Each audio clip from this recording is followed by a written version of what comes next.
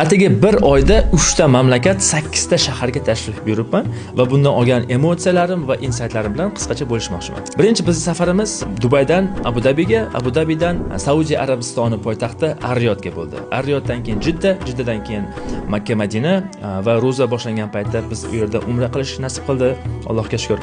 Va undan keyin yana Birlashgan Arab Amirligi va undan keyin darhol Turkiyaga, Istanbul va Antalya shaharlarida ustoz Saidmurod Davlatovni tizimlashtirish haqida biznes treninglarda ishtirok etdik. Va mana shu uchrashuvlar mobaynida juda ko'p insonlar bilan tanishdik va sayohat va networking, millionerlar bilan uchrashuvlar hayotimdagi eng unutilmas emotsiyalarni, insightlarni berdi. Sizga ham tavsiya qilaman, albatta mana shu mamlakatlarga borishni va networking, yangi insonlar, tadbirkorlar bilan tanishib, ular bilan fikr almashishni.